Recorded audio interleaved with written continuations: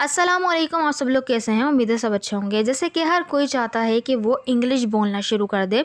English बोलने के लिए बेसिकली हमें कुछ इंग्लिश ग्रामर की ज़रूरत होती है, कुछ नेसेसरी ग्रामर जो कि हमें सीखनी होती है ताकि हम सेंटेंसेस को, जुमलों को बना सकें। तो अगर हम देखें तो जो कॉन्वर्जेसन हम पूरी कर रहे होते हैं वो जुमलों पर मुश्तमिल होती है।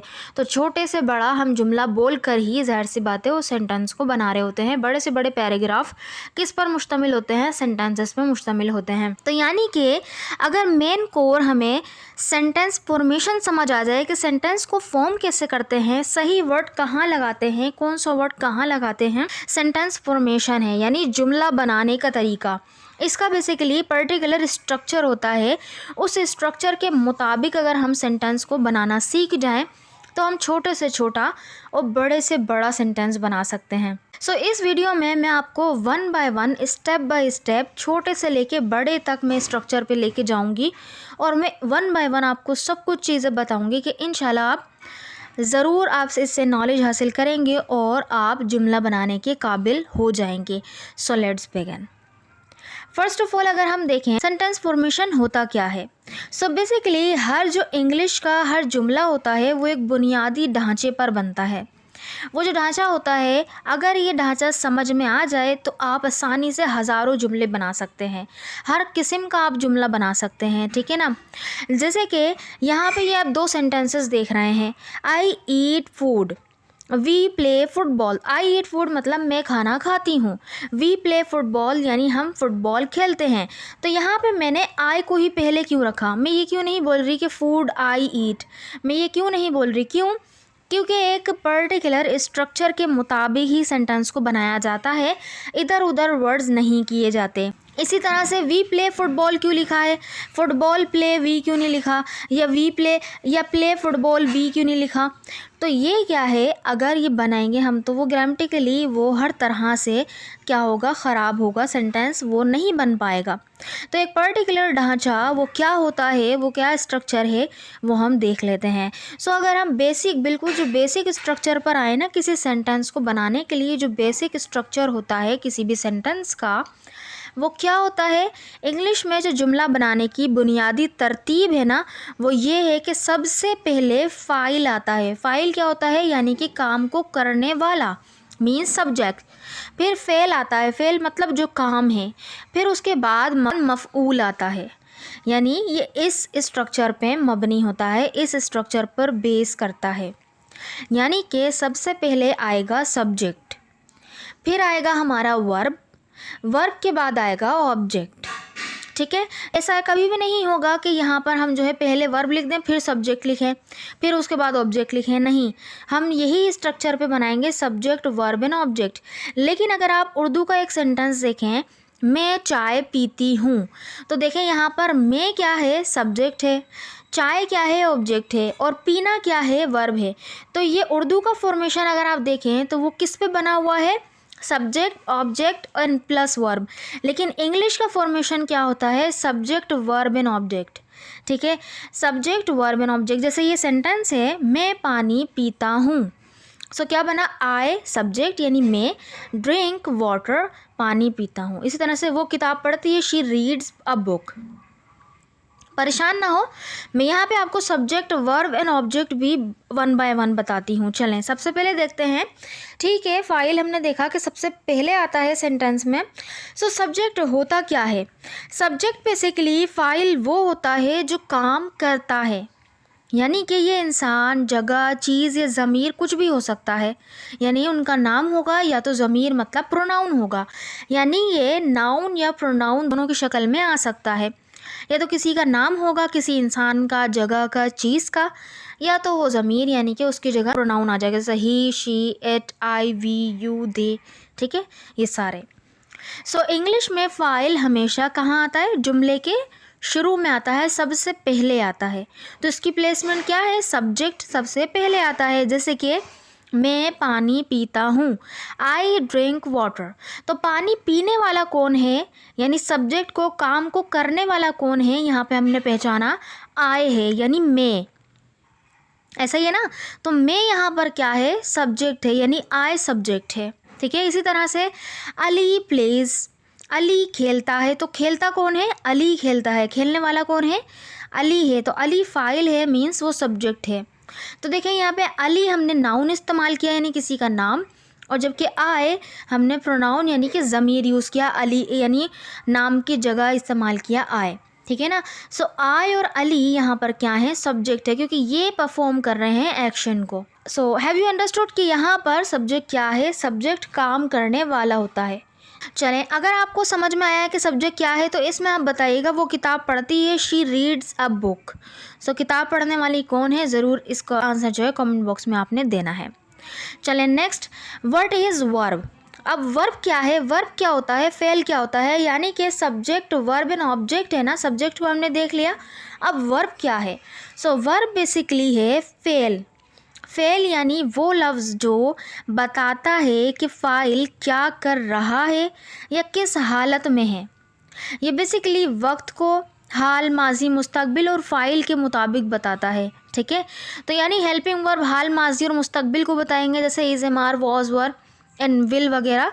और जबकि जो मेन वर्ब होगा वो एक्शन को बताएगा कि वो क्या काम कर रहा है, जो फ़ाइल है यानी सब्जेक्ट है वो क्या काम कर रहा है या किस हालत में है।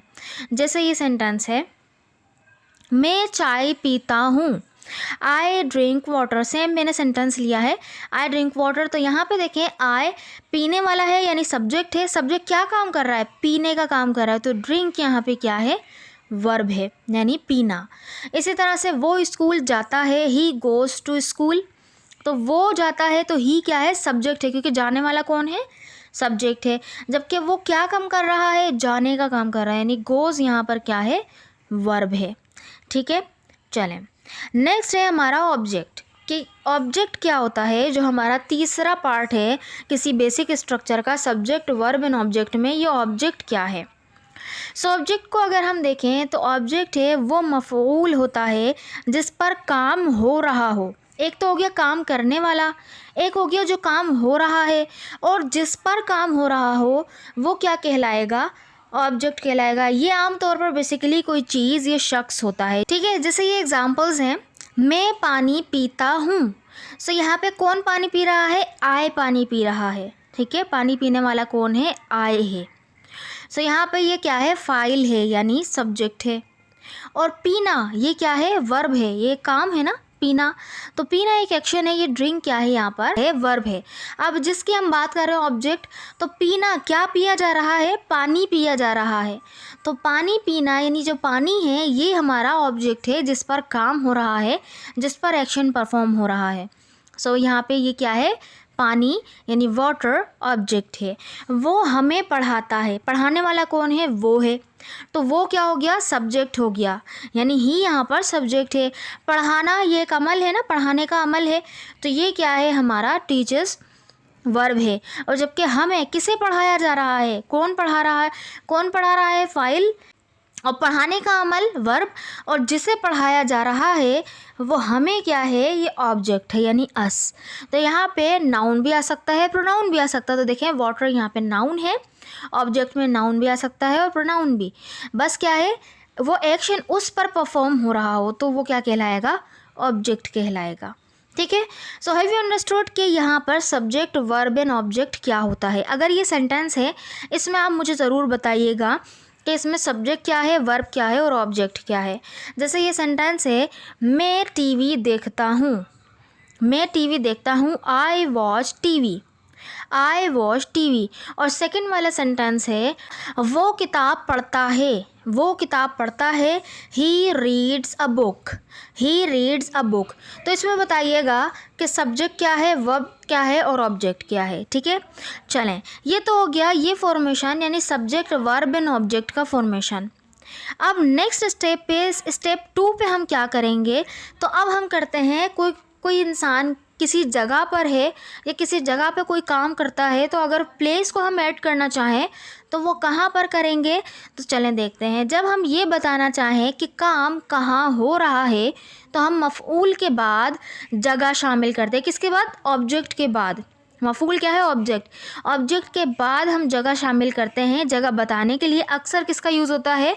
प्रीपोजिशंस का यूज़ होता है, जैसे in, on, at, near, under, behind. ठीक है, इनका यूज़ होता है। तो इन किसी जगह के अंदर के लिए यूज़ होता है, ऑन किसी सतह के ऊपर के लिए यूज़ होता है, एट जो है किसी पर्टिकुलर स्पेसिफिक जगह के लिए, नियर करीब के लिए यूज़ होता है, किसी चीज़ के आप नीचे हैं अंडर का यूज़ होता है। इसी तरह से बिहाइंड, बिहाइंड का यूज़ होता है पीछे कोई चीज़ है।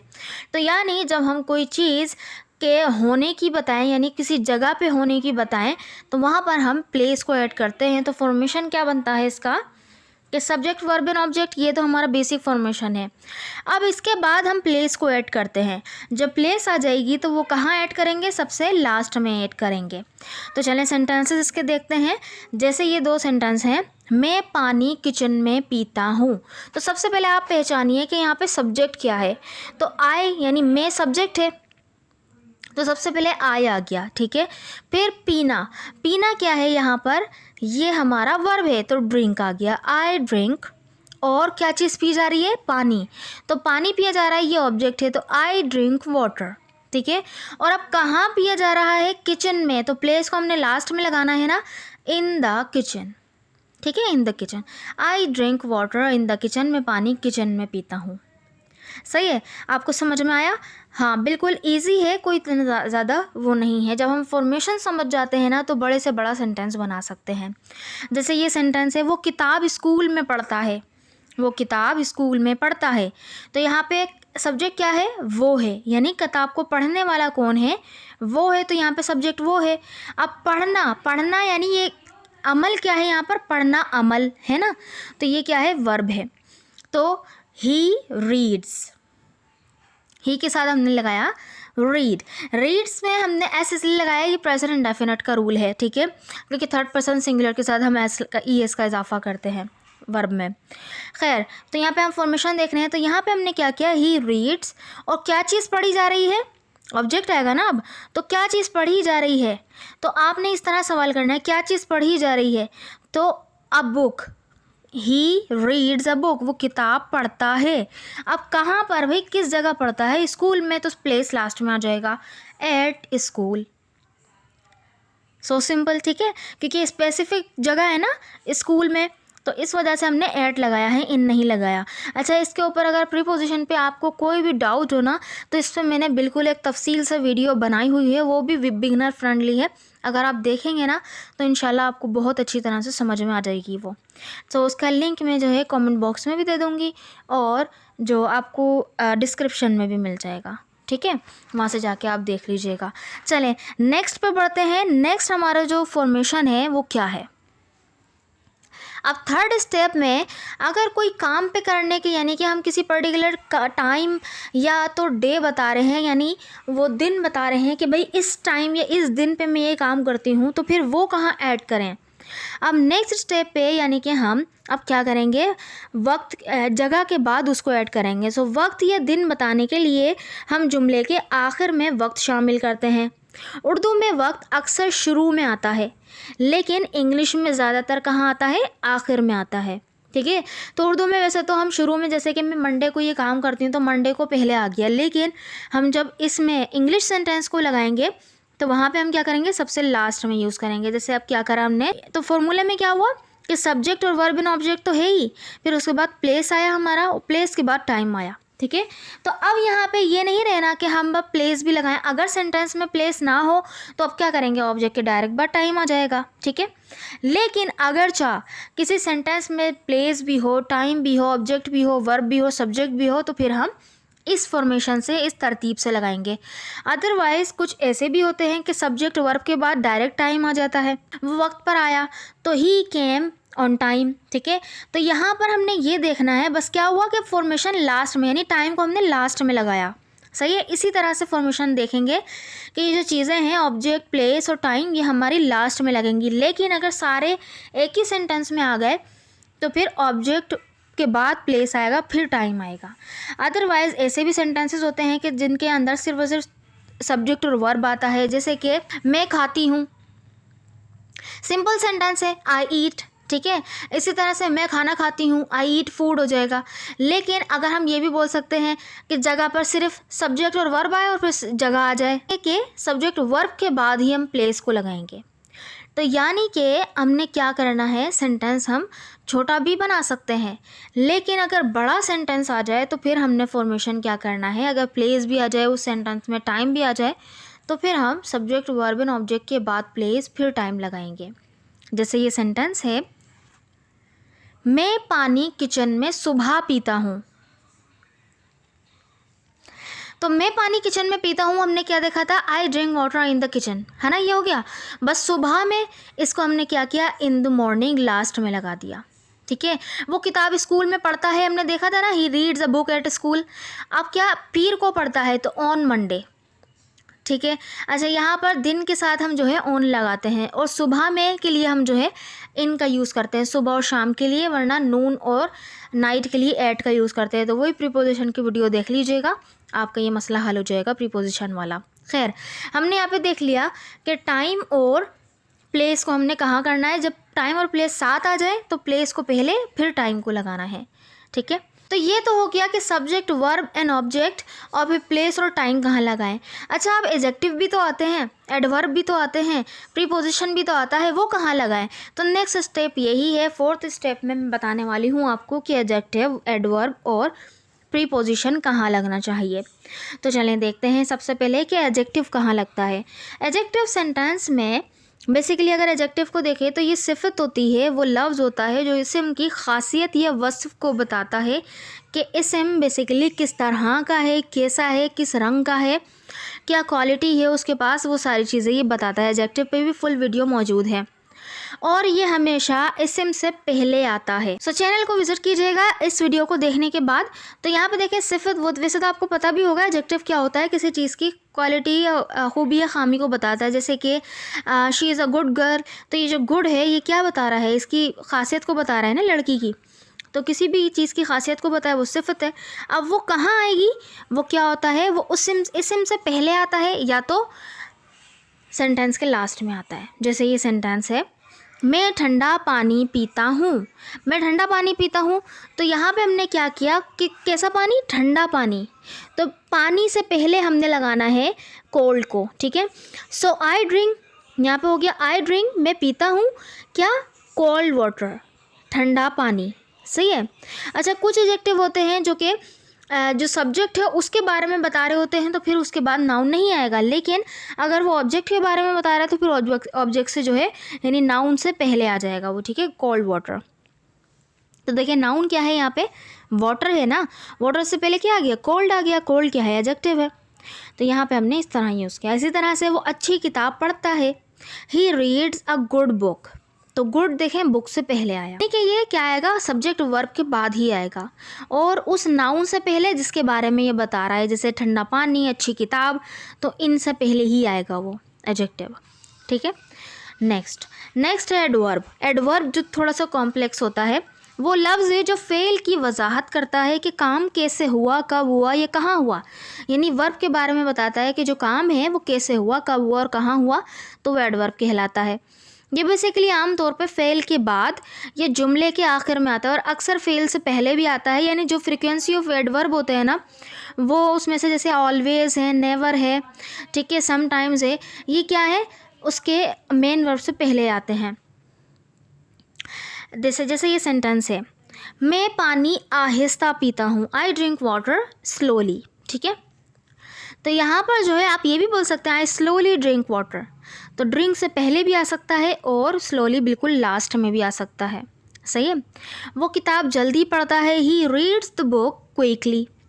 ठीक है, या आप ये भी बोल सकते हैं ही क्विकली रीड्स द बुक, तो यानी कि मेन वर्ब से पहले भी लगा सकते हैं आप और बिल्कुल लास्ट में भी लगा सकते हैं सेंटेंस के। ठीक है, नेक्स्ट है प्रीपोजिशंस। अब प्रीपोजिशंस तो आपको पता ही है, ये दो चीज़ों के दरमियान ताल्लुक़ बेसिकली बताता है कि कोई चीज़ जो है किस जगह पर है, वक्त पर है, या किसी सिमत में है यानी डायरेक्शन में है। इसके बाद हमेशा इस्म या ज़मीर आता है जिसके बारे में वो बताएगा कि कोई चीज़ कहाँ है। जैसे she is in the class, तो जिस जगह पर है ना, तो बस इन के बाद वही जगह आ गई, इन द क्लास। ठीक है, इस तरह से यूज़ होगा। जैसे कि ग्लास मेज़ पर है, तो कहाँ पर है, मेज़ पर, तो बस इससे पहले आएगा, मेज़ से पहले ऑन। ठीक है, the glass is on the table, इसी तरह से बच्चा कमरे में है, the child is in the room. तो क्या हुआ, उस चीज़ से पहले आ गई जिसके बारे में हम बता रहे हैं कि कहाँ है। ठीक है, आई होप कि आपको ये सेंटेंस फॉर्मेशन समझ में आई होगी। एक सेंटेंस से बड़ा है, इसको हम देखते हैं, इसमें सारी चीज़ें शामिल है। जैसे मैं मज़ेदार खाना किचन में शाम को जल्दी पकाती हूँ। अभी पॉज करके जो है ना, इसको आप सोचें थोड़ी देर कि यहाँ पे मैं सेंटेंस को किस तरह बनाऊँ, ये तो काफ़ी लंबा है। तो सबसे पहले हमने क्या देखना है, यानी यहाँ पर सब्जेक्ट देखना है, आई। तो यहाँ पे सब्जेक्ट क्या है, आई है। ठीक है, तो स्ट्रक्चर देखें, यहाँ पे आपको मेंशन हो रहा है कि क्या होगा, उनसे पहले यानी ऑब्जेक्ट से पहले कोई एडजेक्टिव आ सकता है और एडवर्ब लास्ट में भी आ सकता है ऑब्जेक्ट के, और क्या है, उससे मेन वर्ब से पहले भी आ सकता है। तो चलिए देखते हैं। खैर, तो यहाँ पे सबसे पहले आइडेंटिफाई करते हैं कि सब्जेक्ट, वर्ब एंड ऑब्जेक्ट वगैरह क्या है। तो आई यहाँ पे, क्योंकि पकाना मैं पकाती हूँ, तो पकाने वाला कौन है, मैं है। मैं यहाँ पर क्या है, सब्जेक्ट है। ठीक है, इसी तरह से वर्ब सबसे पहले हम जानेंगे कि वर्ब क्या है, पकाना वर्ब है। तो हमने सारों को छोड़ के सबसे पहले हम पकाने पे आए, तो पकाना वर्ब है यानी कुक, ये क्या है, वर्ब है। अच्छा, फिर उसके बाद क्या आएगा, ऑब्जेक्ट। तो पकाया जाने की बात हो रही है, खाना। ठीक है, तो खाना यहाँ पर क्या है, खाना कौन सा, मज़ेदार खाना। तो मज़ेदार खाना यहाँ पे क्या है, ऑब्जेक्ट है। तो मज़ेदार यहाँ पे क्या है, एडजेक्टिव है, और एडजेक्टिव के साथ ही आएगा ना, तो यहाँ पे हम क्या बोलेंगे, डिलीशियस फूड। ठीक है, फिर उसके बाद क्या आएगा, प्लेस, कि कहाँ पकाया जा रहा है, किचन में, इन द किचन, प्लेस आ गया। और कहाँ यानी कब, वक्त कौन सा है, शाम को। ठीक है, शाम को, तो यहाँ पे हमने क्या लिखा, ये शाम को हम क्या बोलते हैं, इन द इवनिंग। ठीक है, और जल्दी, क्विकली, तो हमने क्या है, ऑब्जेक्ट से पहले लगाना है, ये सबसे लास्ट में लगा दें सेंटेंस के, तो सेंटेंस के लास्ट में लगा देते हैं हम यहाँ पे क्विकली। तो ये सेंटेंस क्या बना, I cook delicious food in the kitchen in the evening quickly. ठीक है, तो क्या बना, आई कुक, आई पहले आ गया सब्जेक्ट, फिर उसके बाद वर्ब आया, यानी वर्ब के साथ वर्ब आया, फिर हमारा जो नाउन है यानी ऑब्जेक्ट है वो किसके साथ आया, एडजेक्टिव के साथ आया है, delicious food. I cook delicious food, मैं मज़ेदार खाना पकाती हूँ, कहाँ पर, इन द किचन में, कब, इन द इवनिंग, शाम को, और कैसे, जल्दी, क्विकली। तो ये जो क्विकली है लास्ट में लगाया ना, तो इसको बिल्कुल आप मेन वर्ब से पहले भी लगा सकते हो। मेन वर्ब क्या है, यहाँ पे कुक है, तो ये से भी बोल सकते हैं, I quickly cook delicious food in the kitchen in the evening. ठीक है, this sentence is also correct. I hope कि आपको ये समझ में आया होगा। एक सेंटेंस आपके लिए है, आप ज़रूर इसको बनाकर कमेंट बॉक्स में लिखिएगा, ज़रूर कोशिश कीजिएगा। ठीक है, जैसे कि यहाँ पे मैं बनाती हूँ, इससे मिलता जुलता ही बनाऊँगी लेकिन थोड़ा सा डिफरेंट। वो एक अच्छी किताब स्कूल में सुबह के वक्त पढ़ता है। इस सेंटेंस को बनाकर आपने ज़रूर कमेंट बॉक्स में लिखना है, और ये भी बताना है कि सब्जेक्ट क्या है, वर्ब क्या है, ऑब्जेक्ट क्या है, ये सब चीज़ें बताइएगा, पूरा डिटेल में लिखिएगा। तो आपने जब वीडियो तफसील में देखी है, तो इसको अगर आप समझ में आया है, सो देखेंगे कि कौन सही आंसर करता है। सो आज की वीडियो यहीं तक।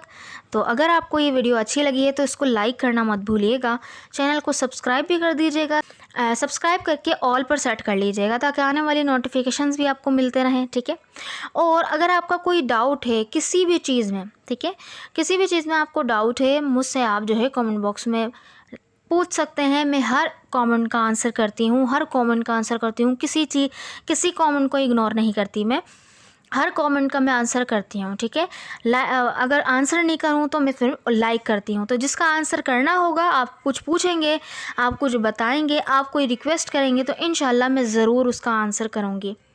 सो ये वीडियो यहीं तक। Thank you so much.